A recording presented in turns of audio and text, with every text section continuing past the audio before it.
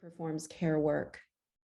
These conversations have been really urgent in our contemporary moment. And indeed, we selected the theme of care because we felt we cannot make it through these times without attending to care, expanding care, rethinking care, and care work. The university, like other educational institutions, is not often a caring space. The experience of academia and institutional education more generally can be as oppressive and violent as it is sometimes liberating. So for today's keynote, we feature two of our most exciting thinkers and practitioners of care whose work bursts open academic confines and imagines worlds where things might be otherwise.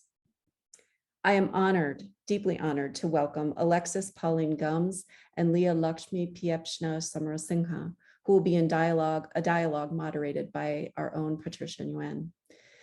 Before introducing them and getting started, I begin with a call to recognize the historical and ongoing dispossession of Indigenous peoples, and a call to reckon with Northwestern and Evanston's relationship to that dispossession. The Northwestern campus sits on the traditional homelands of the people of the Council of Three Fires, the Ojibwe, Potawatomi, and Odawa, as well as the Menominee, Miami, and Ho-Chunk nations. It was also a site of trade, travel, gathering, and healing, and care for more than a dozen other Native tribes, and is still home to over 100,000 tribal members in the state of Illinois. And now, our guests. Alexis Pauline Gumbs is a queer Black feminist love evangelist and an aspirational cousin to all life. They are the author of several books. Her poetic works in response to the needs of her cherished communities have held space for multitudes in mourning and movement.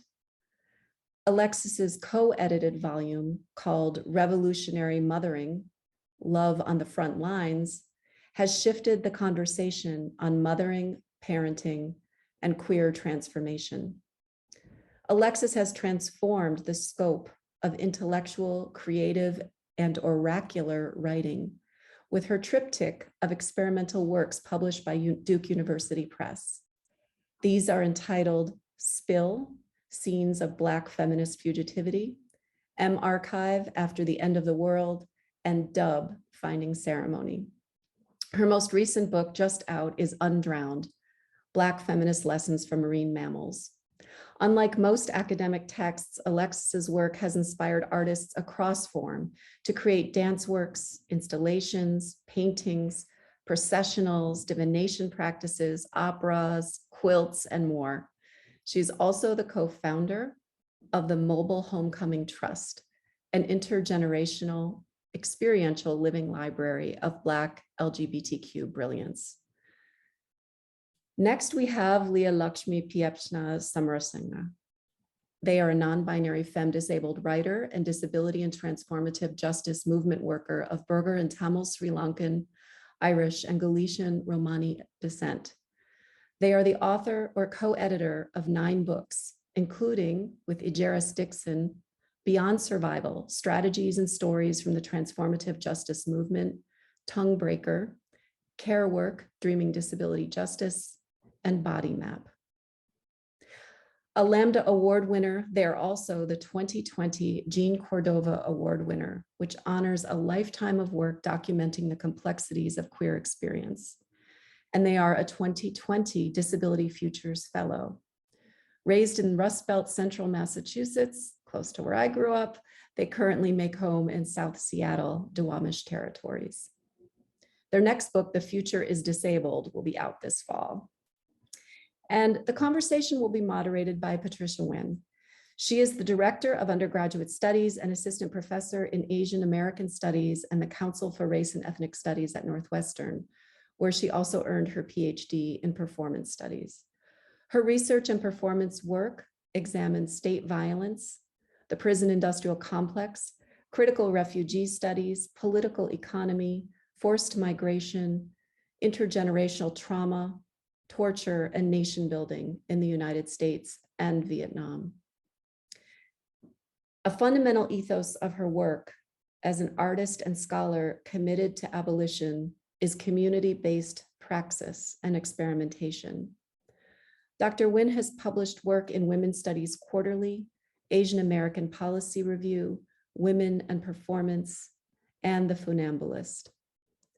As a performance artist, she has performed at the Na San Collective in Vietnam, the Mission Cultural Center in San Francisco, the Jane Addams Hull House in Chicago, Lynx Hall, Prague Quadrennial, the Museum of Memory and Human Rights in Chile, the Milwaukee Art Museum, and the Museum of Contemporary Art, Chicago. She is co-founder of Access Lab, a community-centered mutual aid and public arts project advocating for equitable development for immigrants and refugees.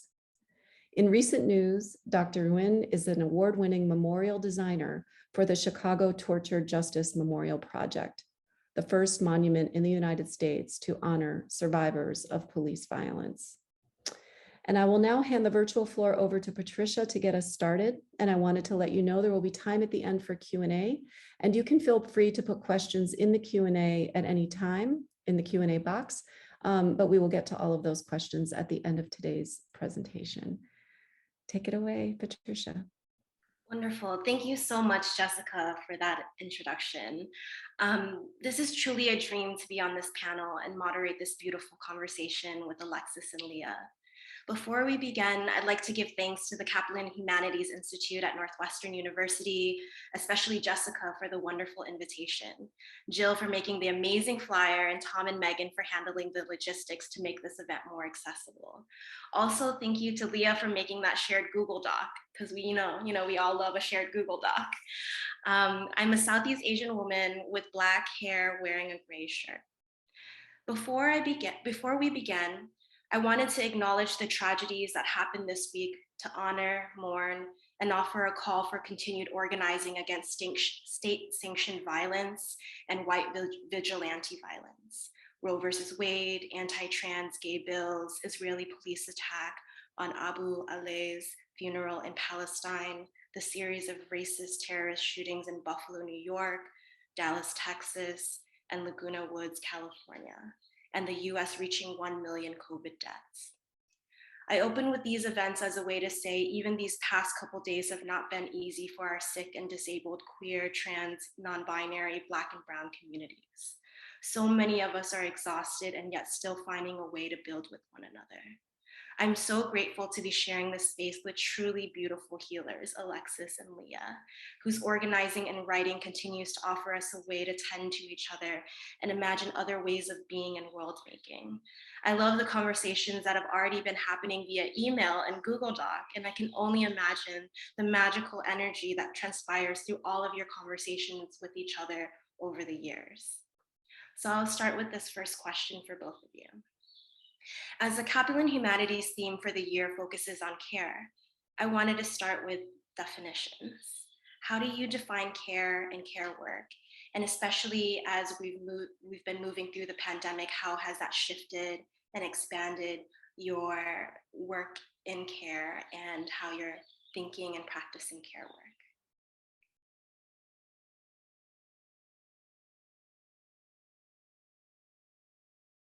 Okay.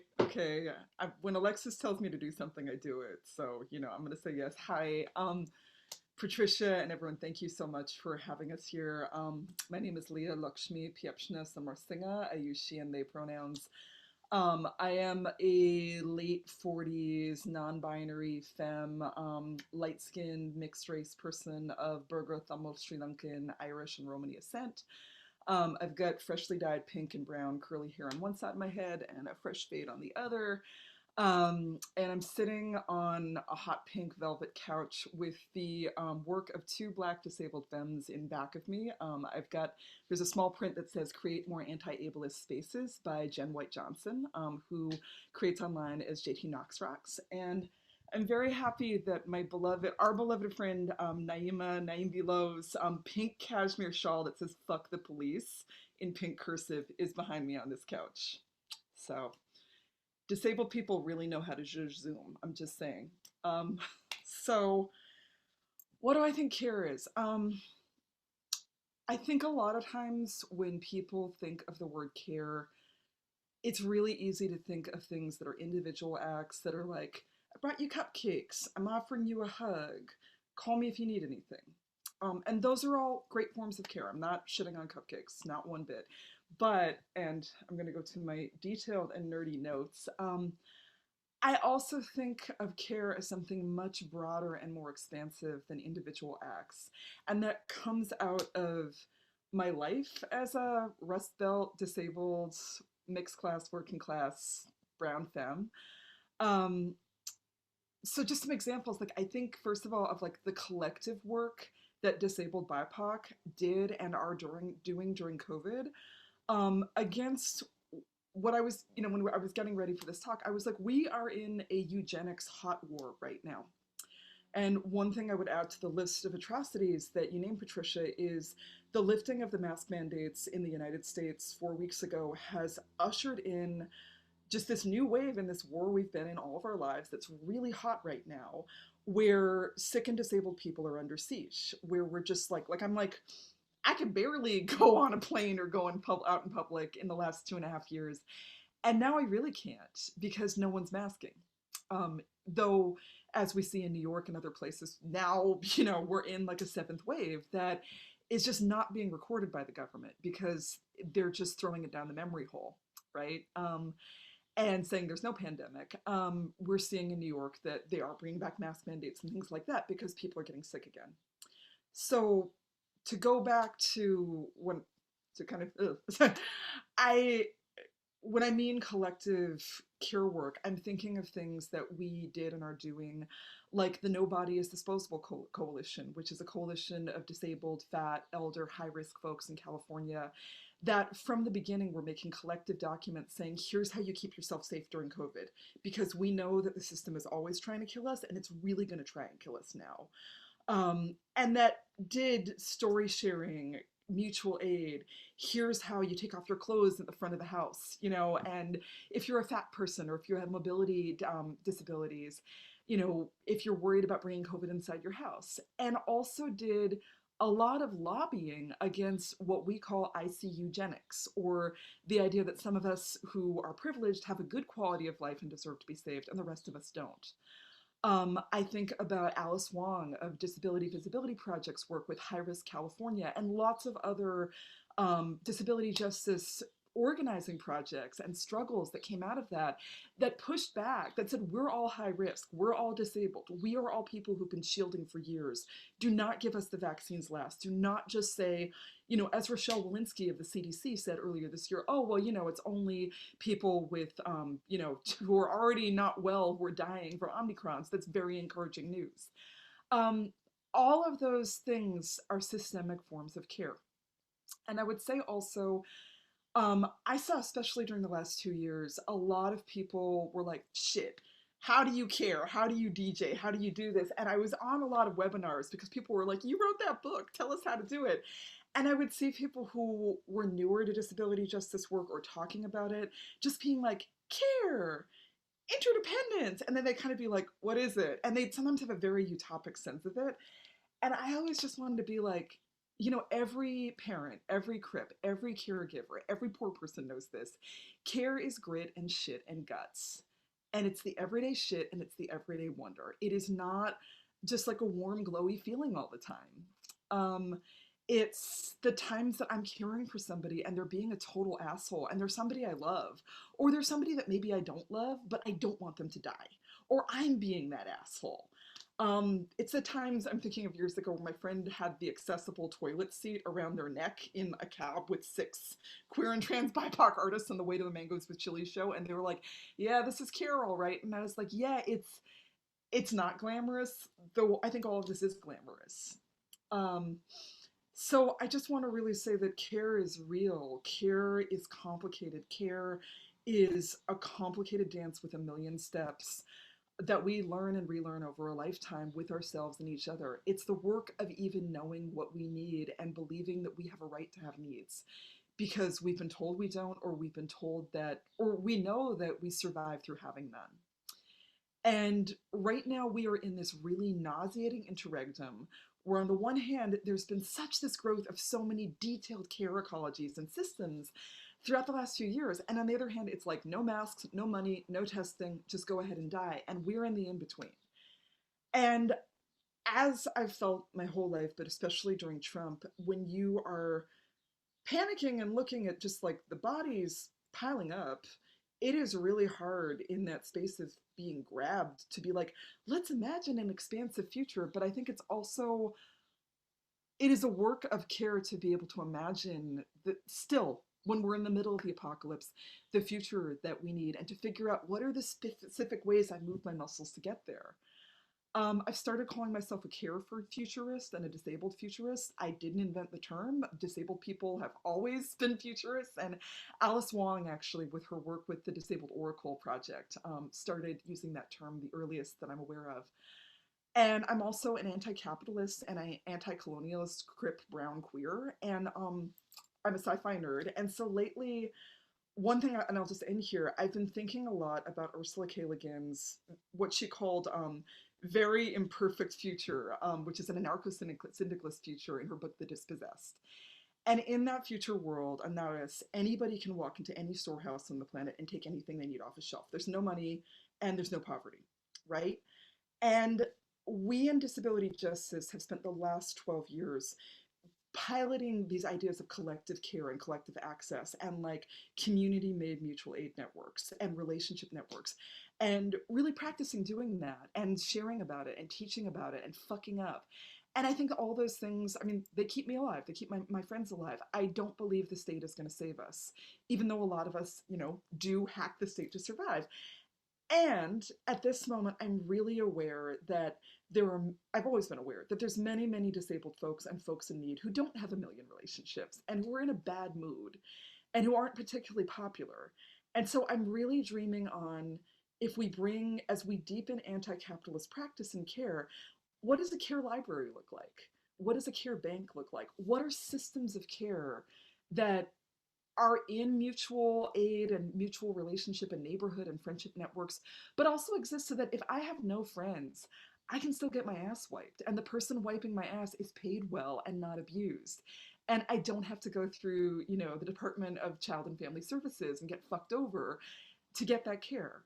What are the systems we can build out that continue to scale up? And how do we dream towards that? I'll stop there. Thank you. Thank you for that. I'm Alexis Pauline Gumbs. I am a Black woman with wild hair. Some of it's silver, some of it's black or dark brown. I have on glasses. I have big circular silver earrings and a brown sweater and a turquoise shirt. And I'm in a room that is kind of neutral tones, and to one side there's what looks like a portal to another dimension. I think quite appropriately, because Leah is my twin portal, so that's what's happening. And I also use she and they pronouns. And I was like, please go first, Leah, because I mean, you did write the book on what care is.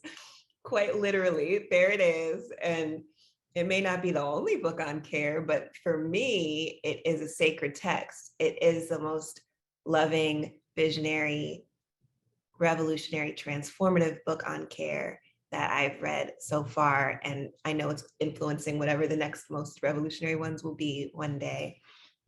So I just affirm everything you said about defining what care is and beyond how it's been defined. I think that is one of the things about care, is that we can't know what it is, you know, in a constricting way. I believe that care is a form of presence. And even though we can try to be like, how do I articulate my needs? How do I anticipate other people's needs? It is all emergent, right? So it is a form of presence, availability to a moment, whether whoever's in that moment, even if we're isolated in that moment, or if we're in community in that moment. And at the same time, it is futurist, as Leah was just saying. And therefore, even though care is not always cute or, lovely, I believe that care is profoundly beautiful because it requires our creativity. It is a creative act. I believe that care is always a creative act, even begrudgingly, it's a creative act, like figuring this out is the most necessary form of creativity that we get to practice, and there's no shortage of opportunities to practice it. So I'm just saying yes and ashe and affirming these definitions and affirming that it is beyond a definition that can have really any closure, because what care demands in this moment, which is a very particular moment, as Leah described, it is still emerging. What does it mean? And as different forms of emerging and continued and patterned violence show up, we still have to be creative about how we love, and care is a tangible practice of that.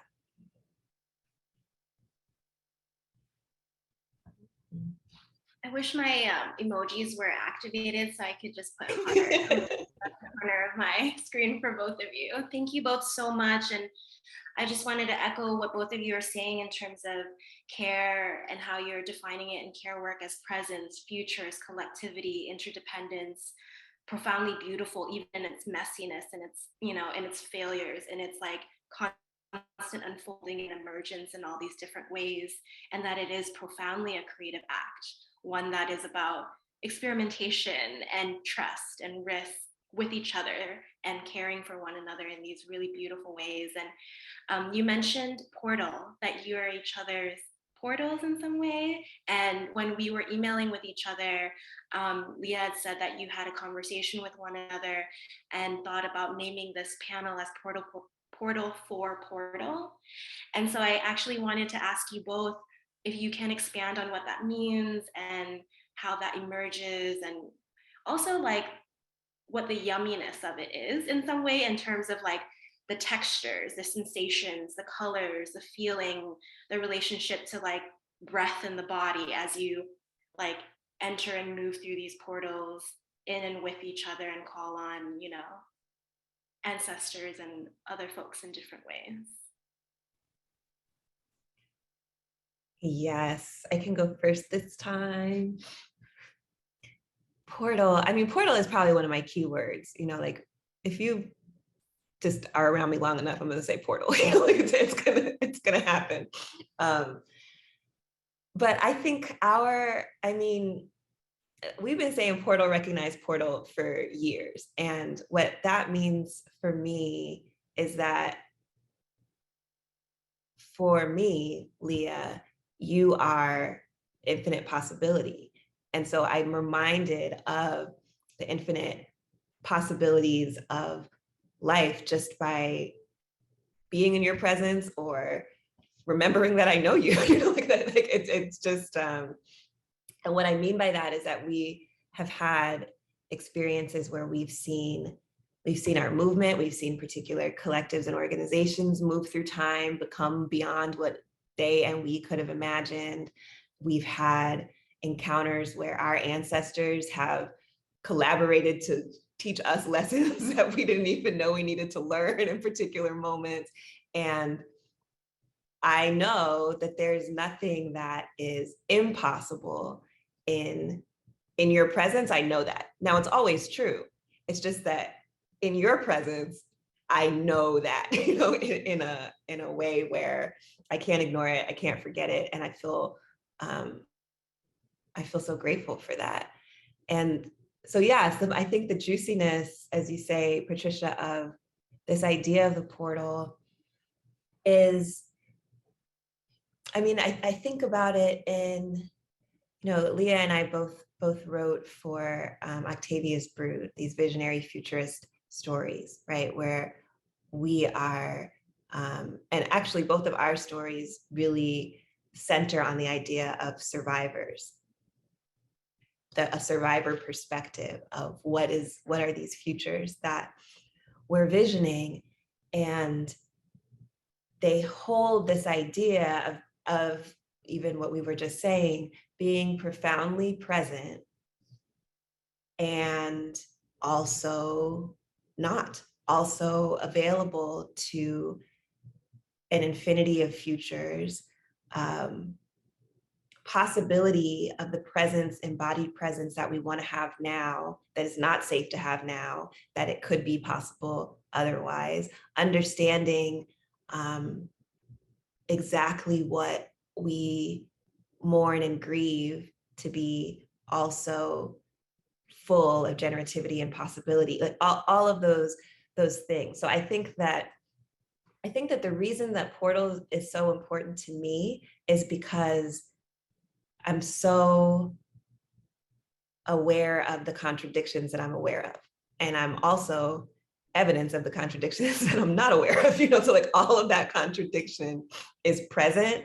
And so how can more than one thing be true at the same time? How can life be happening not only on the scale of one lifetime, but on infinite scales? And how do we honor that reality, that there's not, I think that this is part of the violence that we refuse to accept, which is that there's actually one form.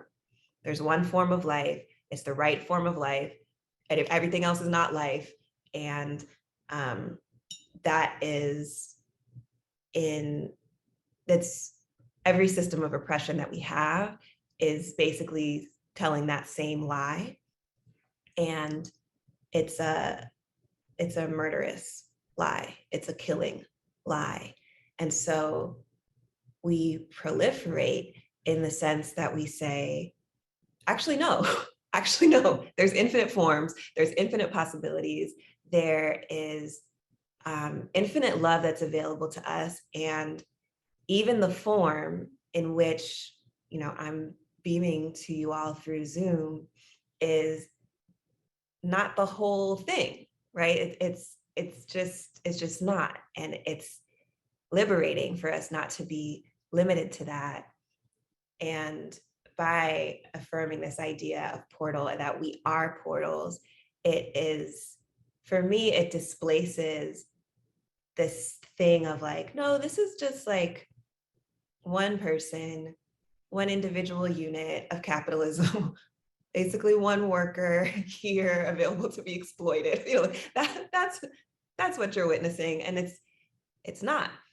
Maybe, and for me, it's very resonant to say this that you see or perceive or are being with right now is a place where infinite energy comes through.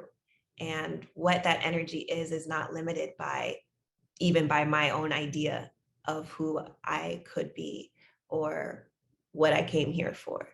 And that infinity, I think, is what we celebrate in Portal. And some people, just call that learning, and some people just call it collaboration, and some people just call it friendship. And all those things are true for sure, certainly in our relationship. And it is also cosmic, and we are sci-fi nerds, and we are, all the things. So it's also Portal recognizing Portal. What they said. Yeah. I could say so much. I'm gonna go semi-quick. I've had a lot of moments in despair in my life where I've just been like, from being a young survivor to the first Iraq war, to the second Iraq war, to shock and awe, to all of it. And one of the things that holds me is a spiritual practice that I call, we don't know what the fuck is going to happen.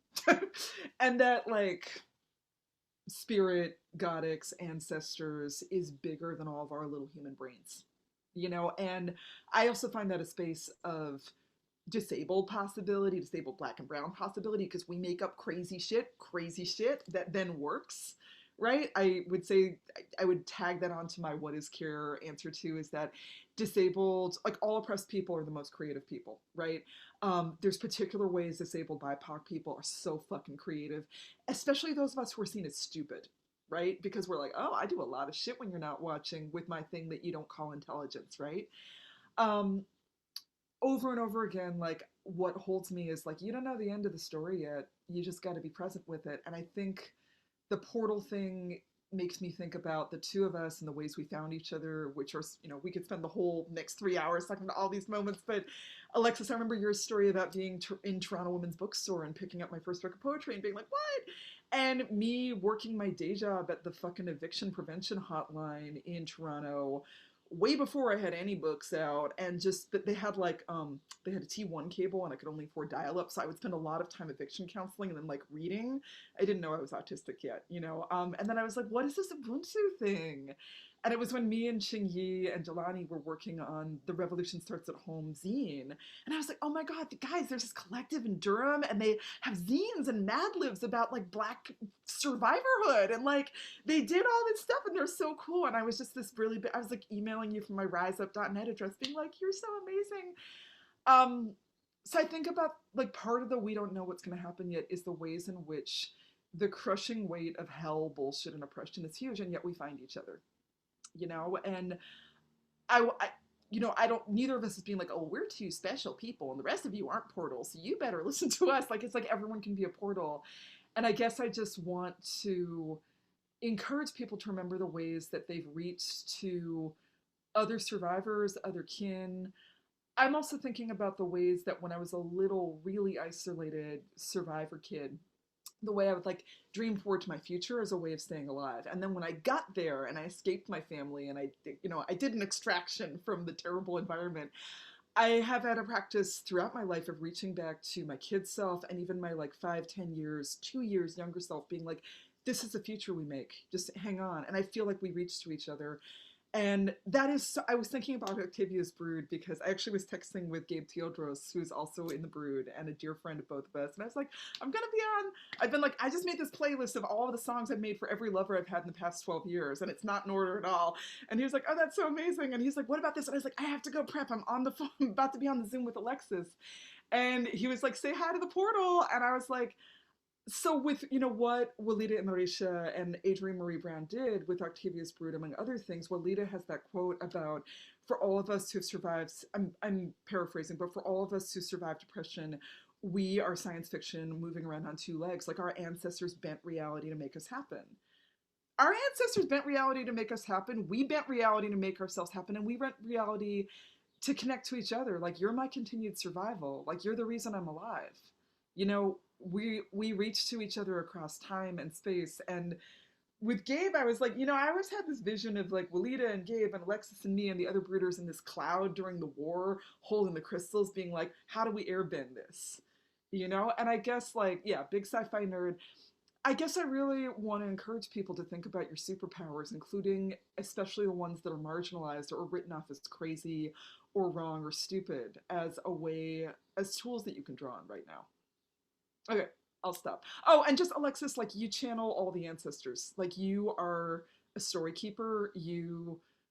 I just think of you as a portal for like all of the Black queer feminist ancestors and truth tellers whose stories you listen to and whose stories you tell. And the way you've modeled that as a way of being in practice, as a way of being a writer, healer, creator, organizer is really important all the time. But I feel like when I first started encountering your work, it was during a time where I still felt in a lot of activist spaces, the way to be an activist is meetings, you know? And like, yeah, it is, but it's like, oh, you're telling stories, you're talking with the ancestors, what's that? That's nothing, that's some weird shit. And you were like, no, like memory, you know, memory, storytelling, like honoring. And I have something I want to connect that to, but I think I'm going to save that for the next, one of the next questions. Yeah, thank you both so much in terms of how you're defining or like giving us the textures of portal for portal and what that means. And and reflecting on how you see each other as portals and how portal recognize portal, as Alexis was saying, and that it's like multiverses, these multiple worlds happening simultaneously and multiple truths being possible, but also it is so much about the future too, and like building these worlds. And as Leah was saying, like air bending, like shape shifting, like doing all these other ways in which like Cis, disabled, Black, brown, queer, a color folks like move through these spaces and are able to like imagine what else can be possible and literally manifest it through storytelling, through memory work, through mutual aid.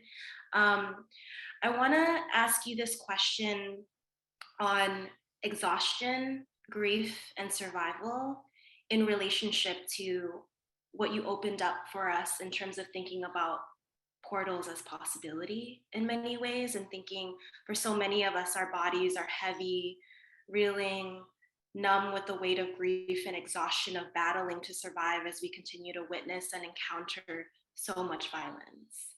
And drawing on these powerful questions that Leah offered from the BIPOC Grief Circle, a group that met in Toronto, and I'm not sure how to pronounce. Leah, can...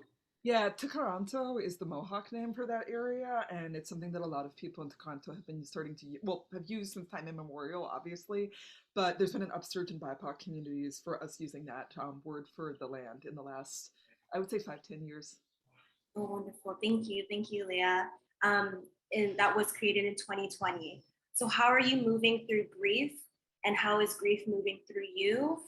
And I would also add, how does this notion of the portal offer these ways to move through that?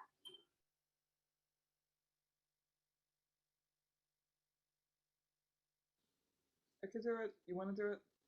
You want me to do it? Okay. Well, one thing, this is a great segue. So today's actually in Sri Lankan diaspora, what we know is like Tamil Genocide Remembrance Day. It's 13 years since the Sri Lankan Civil War ended, and I put that in quotes because in some ways it has not. And I was looking at the Instagram this morning of Sharanya Manivanan, who's a Tamil feminist writer, and she was holding this bowl of this meal, which is just rice, water, and salt. And it's the last meal that a lot of the people in the North ate before they died during the last bombardment during the war. And I wasn't aware of this, but it's a ceremony that collectively a lot of people, especially women in the North, have done every year in what's supposedly like the end of the war, yay, but it's a day of mourning and remembrance, to be like, this is what people ate. And in her post, she's just writing about that it's eaten to honor and to not forget. And she's writing about, the Malivakal Memorial, which was erected in 2019, demolished in 2021, and put back up. And it was making me remember how in Sri Lanka, like after the war ended, I knew people who were diasporic people who went back to the North to work in the refugee camps and to work with people there, and how they were like, yeah, we're literally not allowed to use the word trauma, right? We're literally told we'll be thrown out if we create space for collective grief and remembrance, because it's back to normal, everything's fine, like great, we can have tourism again, like you lost to Tamil, Muslim, and other minority communities, Indigenous communities, other communities, and yet we still remember. And yet this year, this incredible year in Sri Lanka, my friend was just like, I'm having Sri Lankan whiplash because like 10 days ago, we forced the people of Gotagogama, which is the protest encampment in Colombo on Galface Green, forced the prime minister to resign, right? And then of course his brother, the president for, the imperial presidency, the executive president, is still in. And this is like a multiracial youth-led movement that is coming out of the ashes of the genocide and the war, and is listening to people like the mothers of the disappeared who've been fighting against the Rajapaksa family for years, right? And is not just calling for regime change, but is calling for, a national system of distributing food and medicine, because people are starving all over the island, including wealthy people, right? But everyone is screwed. And then 2 days later, the president was like, oh, I'm ordering the army to shoot on sight anyone who is protesting. So, but as Sri Lankans, we've lived through immense joy and resilience and immense bullshit for our entire lives. And I guess that's the thing. I'm like memory, like there's a very famous Thummel text, you know, oh God, When Memory Speaks, and that was written out of the war, and our memories continue to speak, right? And I guess for me, this might be like, what do we do? Tell me about care, tell me about COVID. But like, I think memory is a form of care, and memory is complicated, and memory is not static. So tomorrow is Alexis and I's like beloved friend and comrade, Stacey Park Milburn's 35th birthday, and also the second anniversary of her death. Um, and I've just been in communication with a lot of people in her wide network of beloveds and comrades, and thinking on my own about like, what does it feel like to be mourning and remembering her 2 years after her death? Some things I can share is that like I'd grieved before, I'd lost people before, I'd done suicide work before, I'd been suicidal before. When Stacey died, nothing has floored me like that grief.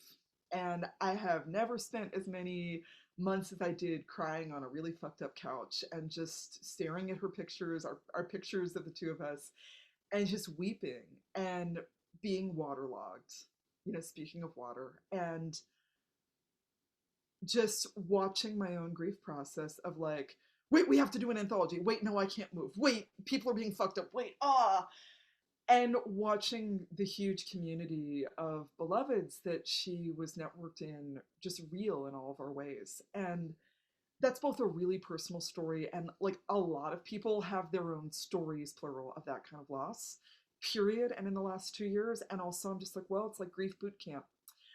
One thing I wrote about in The Future is Disabled is I started thinking about grief as chronic illness, as something that I could bring my skills of living with chronic illness for, let's see, it's 25 years this year, to it, because I had some friends be like, oh, you're better. And I was like, no, I'm going to be grieving for the rest of my life. And there's going to be times where it flares, and there's going to be times where I'm like, oh, that's new. And there's going to be times where it's so the new normal, and there's going to be times where there's so much gifts and strength that come out of it. And there's absolutely a portal where, one of Stacey's friends just wrote, Stacey is forever, like, where I'm still like, no, I wanted another 20 years of conversations and sending you fucking, like really cute emojis and like rolling our eyes at the Ableds during a webinar. I wanted that forever. I have it forever with you in the spirit world. It's not the same thing as having it with you when you're alive. But being chronically ill has taught me how to tend and steward complicated body-mind situations for a long time. So, and to listen and to learn and to also be like, Slims, it just sucks. Slims, it just sucks. Slims, it's not a beautiful lesson. Slims, it just sucks. But I think about that, and I think about, there was some other fucking smart thing I was going to say. I'm thinking about trying to be in a place of curiosity. And one thing that my therapist said was, she was like, two things hold and transform and steward grief: movement and connection, right? And I'm thinking about all of the different ways that I'm thinking about one of the core disability justice phrases from Sins Invalid: we move together with no body left behind. And what does it mean to be learning to continue to move with each other as the pandemic is also forever, as I'm starting to feel. And I'm like, and I told someone, I'm like, even if COVID goes away, there's going to be another pandemic because of climate change. I'm going to be wearing these masks. We're all going to be masking. We're all going to be continuing to evolve our survival skills and be present. And I've been thinking a lot about the phrase, what do we do with all this grief? Because I do feel like the weight is hitting 3 years in different. Sometimes it's lighter, sometimes it's harder. And the two things that I come to are connection, being honest about it. Okay, it'll be 4. Art, like I'm actually going back to curating for the first time in like 4 or 5 years, because I'm like, we need disabled cutie BIPOC stories.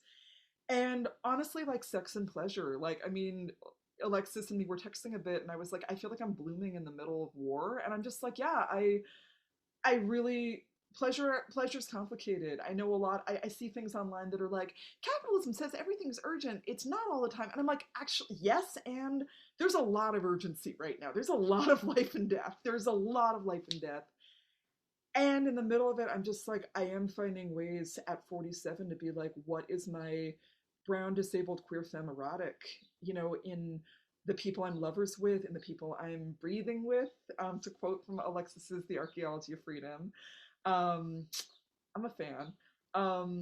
you know, to in my everyday practices of pleasure, adornment, making a rich disabled life. And the last thing I will say is that it is complicated. I'm still working on figuring out what it means to be a disabled BIPOC person when the people I love the most are going to die and be murdered. And I'm sitting with the question of what it means to, like, yes, remember and fight for the dead, and also to be like, there's those of us who live and those of us who get killed. And I've got walkie, ambulatory, light skin privilege, and some of the people I love the most are gone. And somebody referred to me as an elder, like an elder but sick, the other day, and I'm always like, oh my God, and I'm like, no, I'm 47. Like my friend and comrade, the great Black disabled autistic trans poet Saray Jarrell Johnson, CyreeJarelle Johnson, said, yeah, a lot of us who are disabled BIPOC, we don't live over 50. We have an elder shortage. So what does it mean to move into elderhood well? And to not, I mean, something me and Stacey talked about a couple years before she died was, she was like, how do we get old and not be bitter with the weight of our loss? And I'm still answering that question, but I'm sitting with it. And I want to answer it collectively with other people and dream it together. Yeah, that's what I got. Yeah, thank you for everything you just said, Leah. And thank you for that question, Patricia, because I think that it does really, for me, it pushes me to say this, which is that the portal is not an escape pod from our grief. The grief is a portal. And I think that it's also how we found each other. I mean, I don't know, Leah, like it could be that we could have just been like drawn to the same cupcakes somewhere or whatever. But the reason that we found each other is because we were survivors doing work to make a portal through which we could transform that violence into something that could serve our communities and be collective, and that was accountable to everybody that we love. That's what, when I found your book in Toronto Women's Bookstore and opened it, that's why I recognized it. That's why I needed it. Like that is how we found each other. And I think that certainly I don't say that for infinite futures that's what it's going to be, but I also know that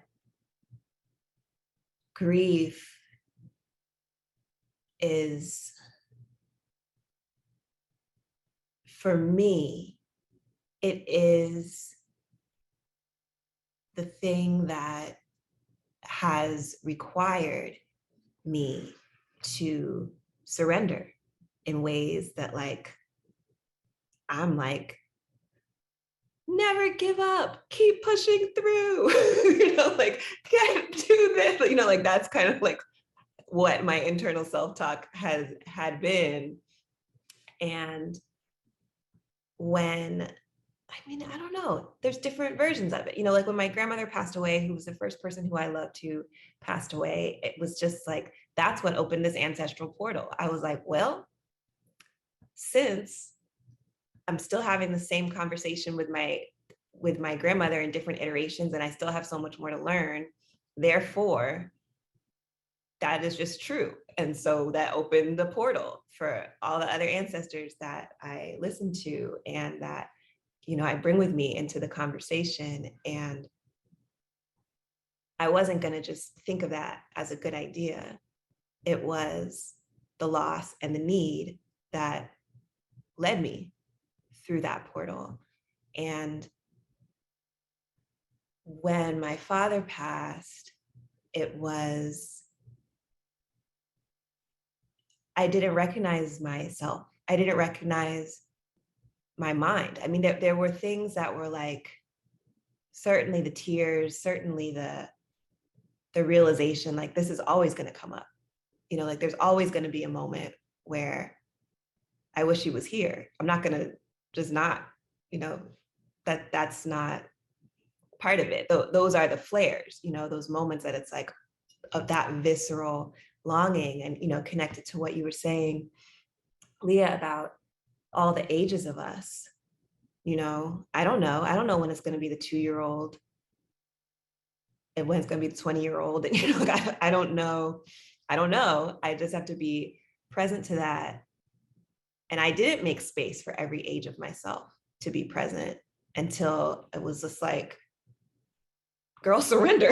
Like, what are you going to do? Like, you're not going to like think your way out of this. This is just, it doesn't work. So,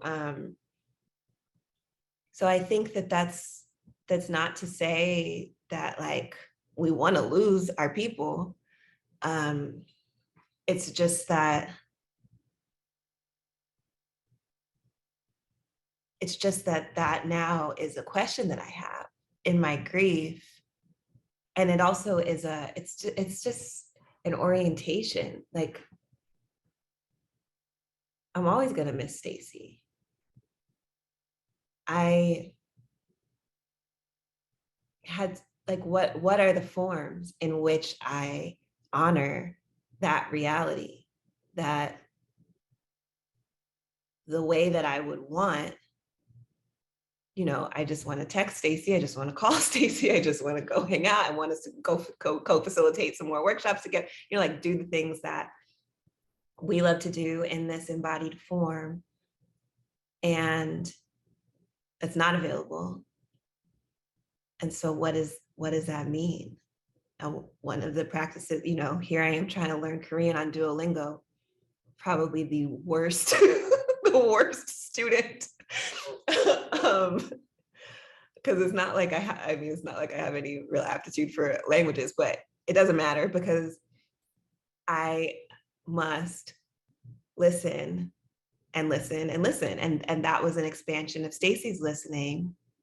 And I'm following Stacy. I was following Stacy in the ways that I could during our overlapping lifetime. And I'm still following Stacy. So what does that look like, and what does that mean? And I mean, I told you this, Leah, but like when I went in to start learning Korean, the first words were friendship and above. And so of course I was like, oh, you know, like but the portal is active. And yeah, I would say that. I mean, and to be honest, there's a lot of reasons for my exhaustion. And, you know, the emotional circuits, like there's so much that's overwhelming to be present to now. And you both have named so much of what that is. And I think for me, what really exhausts me, or what is harmful to myself and others within my exhaustion, is what happens as I resist my grief. And really, I resist like all my emotions, you know, like that's a tendency that I have. And that's the form of exhaustion that I want to unlearn and evolve out of. You know, like, I'm not going to say like, yeah, we're going to be exhausted sometimes. Like, this is just, you know, that's going to happen. We can't outlaw exhaustion. You know, like that's not how it works. But it has taken recognizing that even my grief, especially my grief, is a portal to say, Alexis, just stop trying to like, you know, it resonated with me, Leah, when you said, well, let's make this anthology right now. Cause I have that same tendency, you know, like my workaholism is my primary method of avoiding my emotions and how overwhelmed I feel by them, because I don't actually feel that overwhelmed by those forms of tasks, but I feel super overwhelmed by not knowing even how to name how I feel. And I could be with that, you know, and so sometimes the tiredness and call for rest, that doesn't necessarily have to be my form of exhaustion. If I would listen to the message that's like, can you please just be as useless as you are? Like, can you just do that? Like, allow that, and, you know, just be with that and accept that that's part of your process, and that there are things on the other side of it that one day you're going to be so grateful for, you know. Like, I think that no way I would have been writing Undrowned if I wasn't drowning in my grief around my dad. And do I wish that I didn't write it? Do I wish that I repressed all those feelings and just like did the things that I already knew how to do, or that, you know, I already was considered an expert in, because I'm not an expert in marine mammals? You know, do I wish that? I don't wish that. So even though I might not feel grateful for what exhausts me, overwhelms me, for all my forms of grief in the moment, and I don't have to feel grateful for them in the moment, I do have to love this life enough to surrender to it being more than what I thought, different than what I thought, not what I would have said that I wanted. And maybe that's, I don't know if that maybe that's me offering myself permission. And if anybody else feels like they need my permission to just like, you don't have to write a think piece about it. You don't have to have something smart to say about it. You don't have to keep showing up how you used to show up, even if people expect you to show up that way. You can be transformed by how you feel about everything that's happening. You can be transformed by it. And in fact, I think that this is, you know, my partner Shango Dari says we're on Earth School. This is what Earth School is for. Be transformed. It's just, there's a lot of vulnerability in that. And, you know, capitalism is not necessarily excited about that. And that is the threat. I mean, in terms of PewDiePie, disabled reality, the threat, that's the threat. That will all be transformed, that will love ourselves in ways that are not useful to capital. That's the threat. And that it is profoundly contagious. It is profoundly expansive. It makes, like, why, you know, like, why would we, once we see these other possibilities that we live, why would we support a death machine that doesn't want any of that to exist? And I see all these forms of harm as responses to the reality of that threat.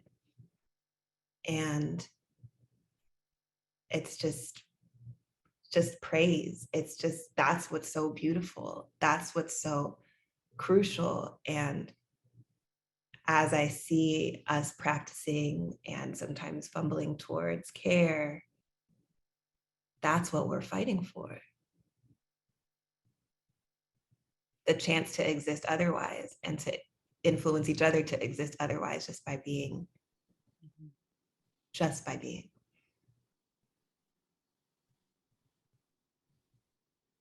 Earth School. Thank you both so much for your beautiful responses and for calling your ancestors and friendships into the room and naming them. And just, we have time for only one more question, but I'm gonna make it a massive question that opens up a portal for your beautiful poetry that you both shared in our Google Doc. But I wanted to just echo what you were both talking about in terms of grief as portal and grief as chronic illness, and really thinking about these flare-ups, how we tend to each other, and also like surrender and the power of surrender and what that actually literally does to the body when the muscles can finally like let go and they don't have to be in this defensive position of having to prepare for the worst all the time, and what that allows for in terms of presence and transformation, like you're all talking about. So this is a multi-layered, multiverse kind of question prompt where I'll ask both questions as one, but offering an opening for the reading of your poetry, if you'd like to share. What are the ways that the land and water continues to hold sick and disabled people? And here I'm thinking, feeling, sensing alongside the poems Leah shared, How We Made It, and I love you like an autistic person does. And then the second part of this large question is, I love that this is a conversation between both of you. And I wanted, and Alexis shared this really beautiful poem that you wrote for Leah while in Audre Lorde's house, and the poem by Audre Lorde that it was based on. And I was just thinking about that in relationship to friendship and care work. And Leah mentioned earlier, like, that, you know, sometimes people don't have friends and that they still should be able to get the care that they need as well. And so also holding that in the space of what care work can be and how it can manifest. But yeah, it's a multi-layered kind of opening and invitation for both of you and your poetry and your response to how you might want to close out this conversation before we open it up for Q&A.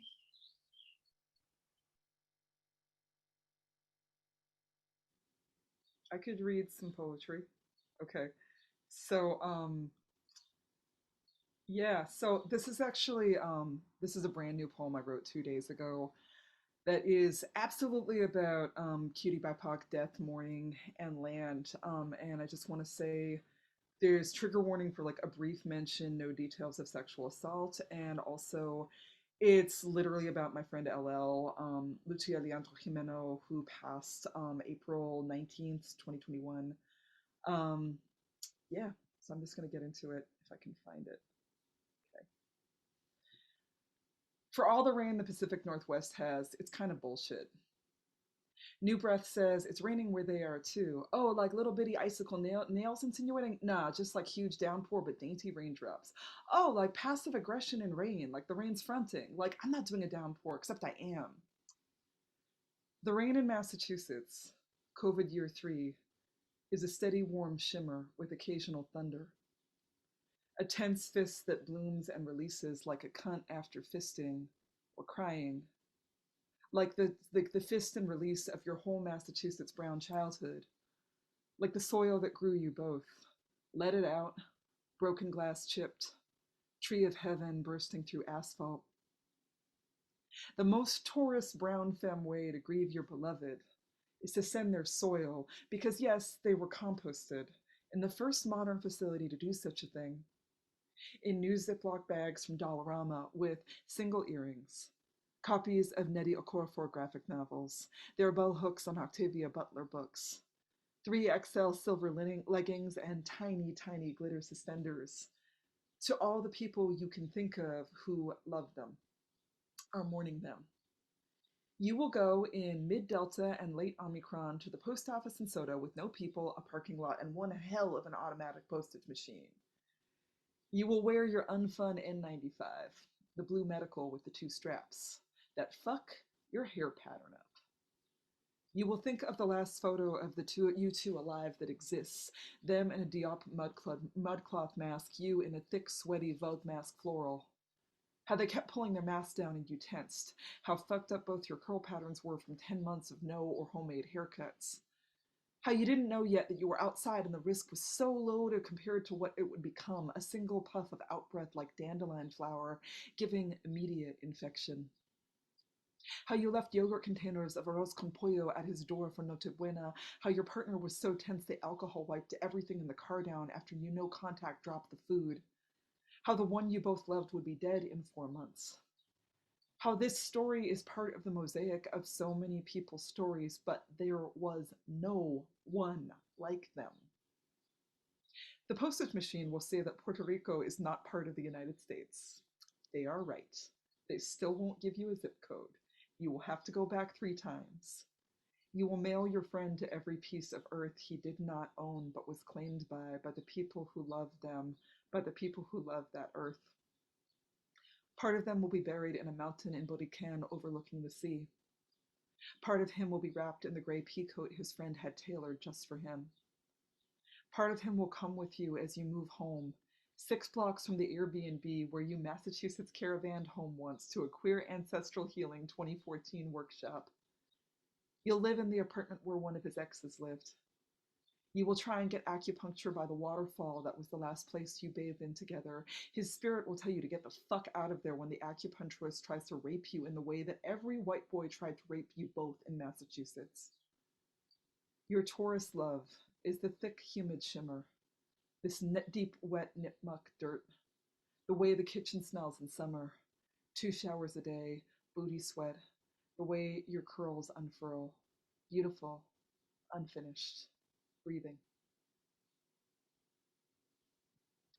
And I can do the way autistic people love each other, but that's a longer poem. So I'm wondering, Alexis, if you want to go next. Oh yeah, sure. Yeah, because people have these amazing questions. I was like, nobody's typing in the chat. And then I looked at the question box. I was like, oh, okay. Um, thank you for that, Leah. That, I mean, mm, mm, mm, mm. And LL is with us in Durham. Thank you for the distribution of, thank you for the distribution of forever. So, okay, so this is indeed a poem that I wrote for Leah while I was staying in Audre Lorde's house in St. Croix. And I think also for time, I'll just say that it's after Audre Lorde's poem, What It Means to Be Beautiful. And that's in her last collection of poems, The Marvelous Arithmetics of the Distance, if you want to read that.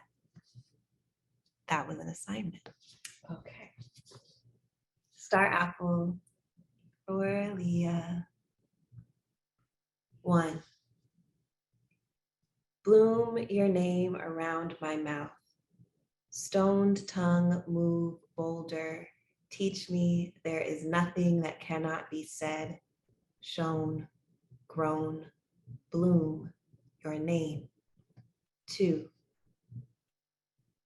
Those who won't face the taste of leaving will lie about Medusa's dreadlocked freedom and the secret of everything beautiful, will fear us, freezer burn their own dreams at the sound of our love, will break neck, not look, reach for stories turned sword, talk bad about truth behind their own backs, headless. 3. How dare we? Prize spit over toothpaste, breathe common air classless, zip mudslides into minis, wear chains like trinkets. How dare we know how to tuck home into cleavage and bring it out, flower magic. How dare we be free, all out loud and in public and ish. I'm changing my curse words because this has curse words because it's a poem for Leah. But this might be recorded and my Nana might learn to watch videos. So all out loud and in public and ish. 4. Well, from my bad back to your braced embrace, there is clear, cold water, bright bubble brilliance, unbitten by kidnappers who nightmared on mermaids seasoned in iron. Sludge and the sperm they say got us here, razor wire and the riddle of rice. There is everything here in the place we pull from. Diaspora, drownable, untouchable sweetness. There is baptism here. 5. Dear Leah, this morning, scoliosis and a storm coming, I am breathing homesick smells. What the ocean steals inside plants, what salt stays with those of us who survive. And I feel so effing strong. Love, Lex. Mm-hmm. Also, care. I want to say I wrote this poem when I was in St. Croix at Audre Lorde's house, and Leah sent me money to help me be able to go to St. Croix to do that. So I just want to acknowledge that love, support, and care that made that moment possible. Love you. I'm going to say my 2-sentence story, which was that in 2010 at the Allied Media Conference, there was a moment where we were all, Alexis and people I think can speak, were having us all say, we are ready now, we are ready now. And that was the year I met Stacy in person for the first time. And before she passed, she was like, well, shit, this is the apocalypse we were imagining, and it's different than we thought. And I don't know if we're ready, but I guess we better be ready. And when the Fukushima nuclear reactor disaster hit, me and Stacey were living in the Bay, and she was like, my plan for surviving the apocalypse was just lie down in bed and die because I'm a vent user and there's not going to be electricity. And I still have this apocalypse South Berkeley map we made with a bunch of people who were meeting in a pizza restaurant that was accessible after hours, where we were like, here's all the houses, here's what we have. And we were like, if communication goes down, leave messages for each other at this traffic circle. We're going to bury a piece of plastic. And how 12 years later, this is not the apocalypse we imagined, but we were planning for something that is the unnameable, unplannable, Alexis, that you were speaking of. And that was that portal. And so many of us have stayed alive because of that work. And those of us who did not stay alive are remembered because of that work. So that was good. I got it down to under a minute. Question and answer. I love you, Lex. Thank you. This has been so incredible. I'm Jessica Winiger. I'm the head of the Kaplan Institute. I'm going to move us into audience Q&A for the next 15 minutes. There's actually some questions, Leah, for you in the Q&A about the names of the artists whose work is behind you and the poet you mentioned. Perhaps you can go in and answer those. I do want to announce to our attendees, we will be making the video and transcript of this available. And we have all of your contact information because you registered for this event. So we will let you know when that is available. There's a lot of people who really want to see this and benefit from it. Again, I want to say that there's just a lot of gratitude in the Q&A for this space that you've all held today, for all of these important conversations and feelings and issues and memories and grief. We have about half of the questions are around how to create care webs and how to link portals to each other and how to deal with isolation. And then the other questions are more about what are the practical steps that we can kind of do and, translate into practical political work at this time. So let's start with the first set. So for example, one says, do you have any suggestions for the process of creating care webs? Another, I'm grateful for the communities I'm part of. However, these portals sometimes feel unnecessarily separated or unaware of one another. Do you have any advice on how to bring these portals closer to one another or even to overlap without a few people tiring themselves out as the bridge? And another attendee, I'm entering my 6th year of disability after working as a healer. It's been a tremendous experience and deeply isolating. I'm very private and hermit-like and enjoy this most of the time, but is there wisdom on moving through and not just surviving, but finding a way of feeling alive again?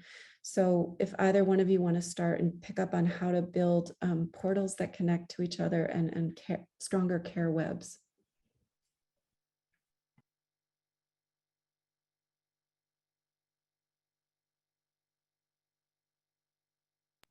Oh, I'll just say, I also saw this question about what if you love your isolation too, or solitude. So yeah, I think that how to connect, I mean, I'm saying this first because I feel like, Leah, you can answer this better than me, but how do we connect? How do we not have to be connected in ways that are not really what we want and need? I think this is the larger thing that Leah was talking about early on, about how do we actually create a set of conditions where we have what we need and it's not dependent on, I have a bazillion personal friends. But I also just want to always encourage us to be doing what you are doing in these questions and what you are doing in your lives, which is problematizing separation and what it means. What if we're never separate? What if my experience is that Leah is always with me? That's part of the function of that poem. And I just want to raise that as a prelude to whatever you're about to say, Leah. Okay, can you hear me? Okay, great. So, I just want to say, like, the work, God, well, I wrote some stuff about care webs. I would say, like, not to toot my own horn, but if you go to care work, the first chapter where it's like, creating collective access, there's like, I had cheat sheets in the back where it's like, think about this, don't do that. So I want to point to that. And in terms of the question that was asked around, like, how do you stay connected without like three people being the bridge? And I was like, really good question. I actually wanted to go to some writing that Stacey did that I have quoted in The Future is Disabled, where she was just said, we're in a, like, she was talking about being in a climate crisis, and she's like, we're all going to be called on to do this work. And she's like, socioeconomic, socio-emotional skills to sharpen so the women and femme organizers in your life don't have to do everything. And she made this whole list of different skills where she's like, and I'm just going to, there's like 20, I'm just going to pull out some. Approach people for money, have a sense of how much you have and how much you need. Make sure that there's contracts, leases, insurance, host dinners to get to know people or bring people deliberately together. Keep a mental log of people who are looking for work and people who are hiring.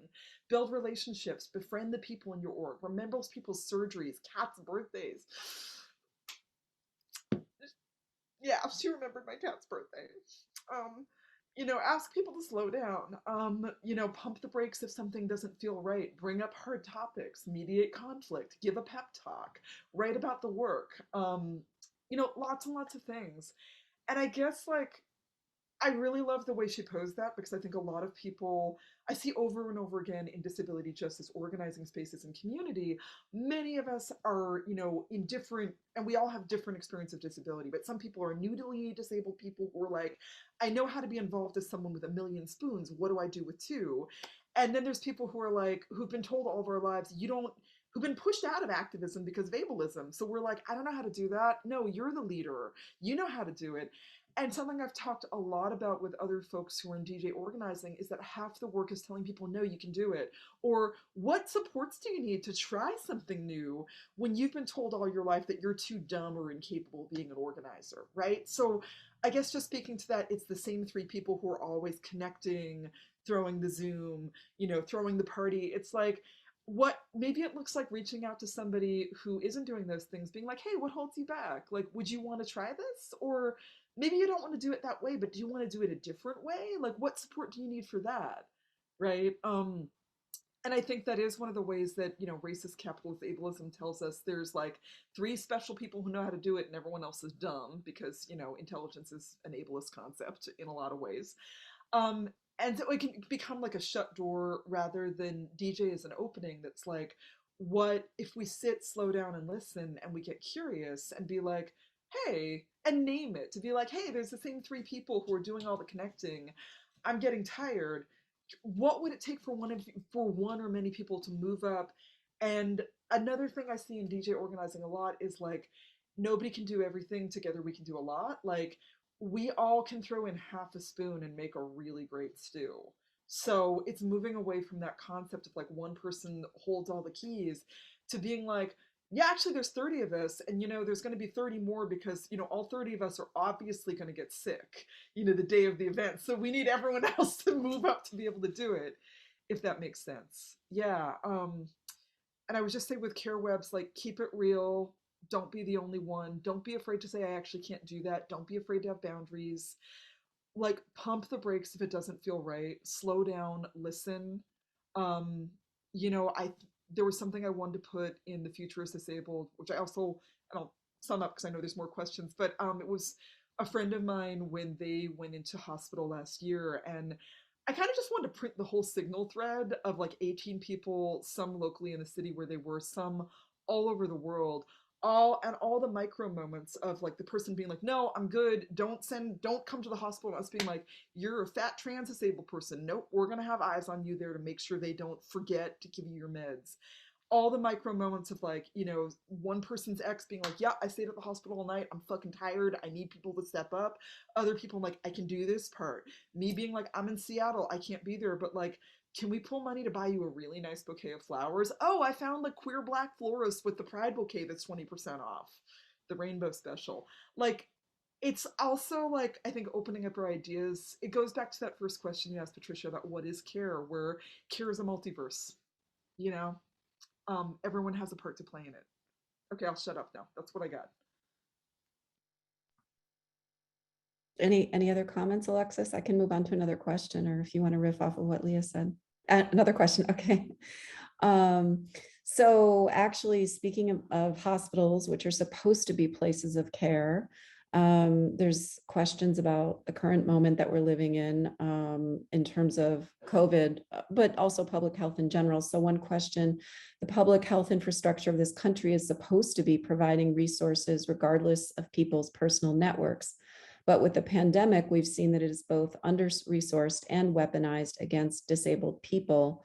Do you have any visions for restructuring this infrastructure? And I want to tag on to that another question about reforming the university, also supposed to be a space of care, at least for students or learning, but often is not. And someone who's a white queer disabled grad student at the University of Illinois, Urbana-Champaign, is involved with their labor union to try and advocate to return the mask mandate, which, by the way, is not in place anymore at Northwestern either. And so this person asked, what can we as a union do beyond working for university policy change to care for disabled students, workers, and community members? How do we break the university instead of trying to reform it?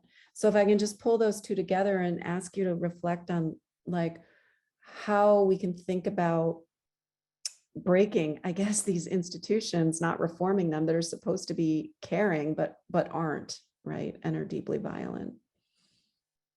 Maybe vis-a-vis the pandemic, if that's easier to kind of like get into it. I have Alexis, do you want to go? If you need a minute, I have like an immediate thing I just want to say. Go on strike, go on strike, go on strike, refuse. Like, that's the thing. I mean, organized labor is a whole lot of things and it's not always great, but it is one tool. Just like, Bell Hooks said, like the academy, despite everything, can be a place of liberation, can be a place of resistance. This question comes up a lot. I'm like, on all kinds of things, mask mandates, how do we get more accommodations? I'm like, how do we get more disabled parking spots? I'm like, go paint them in, go do a crip in where everyone just is like, look, we need this many spaces. I think that this is it's like that moment in the movie, Born in Flames, where, Flo Kennedy's character says, it's that time. It's that time right now. It is that time. It is time. We have seen how everything can be different and must be different. It is time for mass resistance and refusal. Refuse not to mask. Refuse, put in, I know in Chicago, C.K. Kaufman and other people put out that really wonderful, and if someone could pull it up and I could admit it, put up that really wonderful call to queer party and event planners being like, we're disabled people, do this. Don't just have 500 people inside. Hannah Harris Sutro is a wonderful queer white disabled and mad organizer in Montreal who also just posted something similar in Montreal that was like, this is about collective care and it's drawing on our heritages as people who survived AIDS and didn't, of caring for our elders, right? And wanting us to get there. Even if the world wants to enforce this amnesia, we can refuse that and we can use our unions to do it. We can use every space we have. And I think a lot about the struggle in universities often where, the access center is actually the fuck off and die disabled person center, and how we can fight them because they're just defending the university's profits and interests. And we can also, as disabled and allied staff, faculty, students, etc. I mean, I see much more DJ happening in individual formations of sick and disabled and neurodivergent academics who are like, I don't care about the ADA checklist. We're going to create a space of collective access in my classroom. And you don't have to show me your papers. You can just tell me what your access needs are. We can do that. And then we can build the network where we're connecting to each other and where these different sites of freedom build and then start making demands. So I think, yeah, BIPOC Grief Circle also had a line that's mourning the world that's dying, building the world that's on its way. And I think that that's the work. And we have to use every single space we have, be it unions, be it the Women and Gender Center, be it, the Black Student Union, what have you, to be it disabled networks of friendship to build this power. That's so good. That's so good. I mean, I think I would just want to lift up the work of Kara Page, the work of Anjali Taneja, the people who are thinking about care, who I feel like are creating so many resources for that. So I'm gonna just type their names in the chat,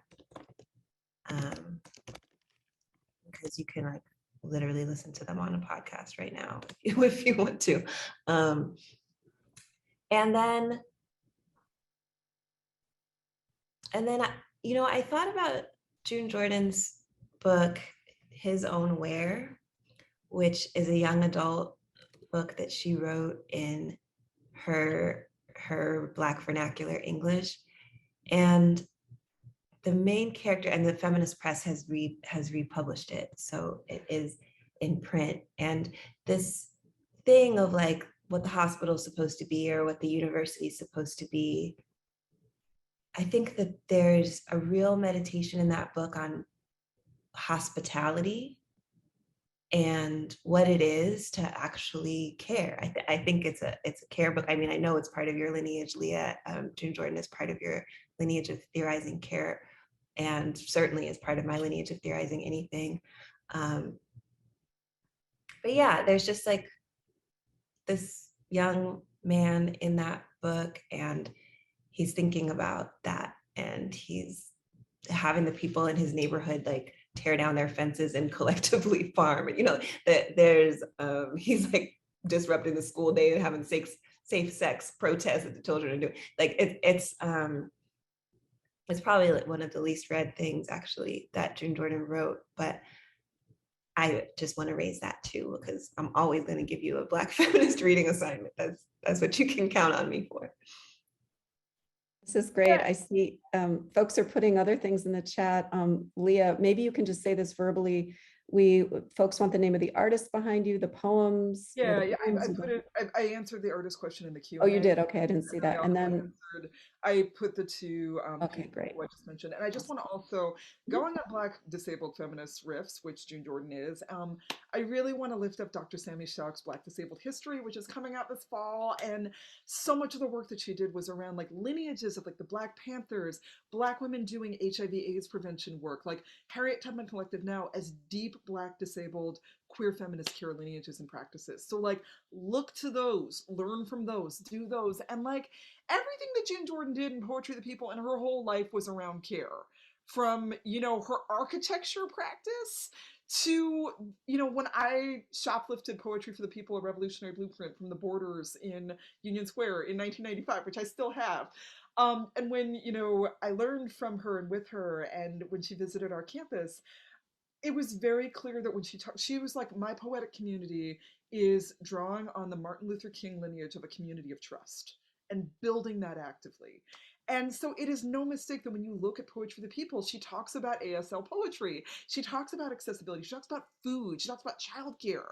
Like, these are all things that, you know, Black feminists, brown feminists have been doing since time that we just continue doing. And yes, Anjali and Kara and like, Chicago is the hot seat. Shira Hassan, like everybody who's been doing this work of Black, Asian, brown feminists, like love, work, and action is people who, we may be from the MySpace generation, but you can still Google our shit. And you still are doing this shit. We are the MySpace generation. I called it. I'm just going to claim that. Yeah. Alexis, it's okay. I hope it's okay. I'm still swearing because, you know, it's me. No, it's okay. It's just, it's just what I got to do. No, I know. I just had a moment. I don't want to. I mean, I could have restrained myself. I could have said ish. You shouldn't. We can always edit it out of the recording, but other people might want to hear the vulgarity. Yeah, don't edit it out. Well, thank you so much, Patricia, Alexis, and Leah. This has been an amazing, groundbreaking discussion, and so much thanks. You've really touched people, as you can see in the Q&A. We're really happy to have staged this conversation today. Thank you so much. Please be well, everyone. Try and be well. Okay, goodbye.